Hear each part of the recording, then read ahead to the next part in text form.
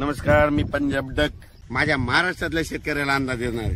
माझ्या महाराष्ट्रातल्या शेतकऱ्याला सांगू इच्छितो, तुम्ही काय करा, 6 तारखेपर्यंत, म्हणजे आज आहे 5 जून, म्हणजे 6 तारखेपर्यंत तुम्ही शेतीची कामे करून घ्या.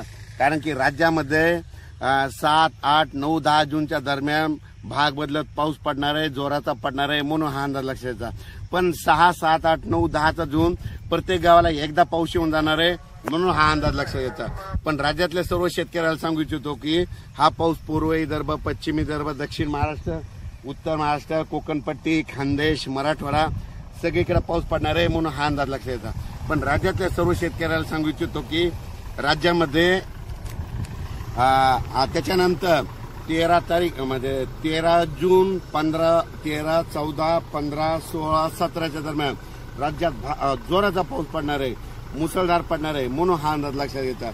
पण राज्यातल्या सर्व शेतकऱ्याला सांगू इच्छितो की राज्यात आजपासून सांगतो की 5 तारखेपासून आज बऱ्याच भागात पावसाला सुरुवात होणार आहे. 6 जूनला आणखी खूप ठिकाणी पाऊस सुरू होणार आहे.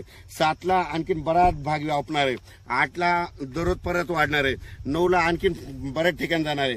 10ला जाणार आहे, 11ला जाणार आहे, 12ला जाणार आहे. म्हणजे सांगायचं झालं तर पाऊस आता हळूहळू सुरू झाला, म्हणून हे लक्षात यायचं.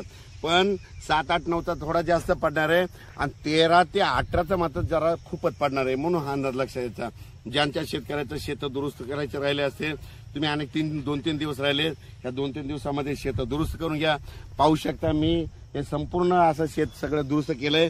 आता थोडा पाऊस पडला आणि रान आंधळ झालं की लगेच पेरणीला सुरुवात करणार आहे. आणि ज्यांना असं म्हणजे रान आंधळ नसलं झालं तर तुम्ही पेरणीची नंतर पेरू शकता. ज्यांच्या जमिनीमध्ये ओल आहे तुम्ही पेरू शकतात, हे देखील सांगू इच्छितो.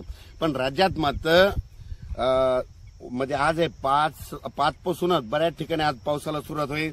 6ला वाढत जाईल, 7ला वाढत जाईल, 8ला वाढत जाईल, 9, 10, 11 असा पाऊस पडतच राहणार आहे. दररोज वेगवेगळा भाग घेत राहणार आहे, म्हणून हा अंदाज लक्षात घ्यायचा. त्याच्यानंतर 13 ते 18 देखील खूप पडणार आहे, म्हणून हे लक्षात घ्यायचं.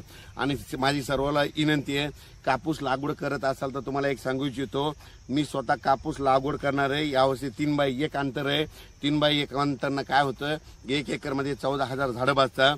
जर कापसाचं झाड कमरा इतकं जरी असलं तर त्या कापसाला काय होतो, चांगला उतार येतो. आणि खताचं नियोजन एकदा फक्त रेगाटीला खत द्यायचा, परत खत द्यायचं नाही, काही नाही, फक्त पोळ्याची अर्धी बॅग युरिया द्यायची. आणि असं नियोजन केल्याच्या नंतर 3x1 12, 13, 14 क्विंटल पर्यंत कापूस निघतो, म्हणून हे देखील सगळ्यांनी करायचं. म्हणजे अंतर कमी करा, खर्च कमी करा.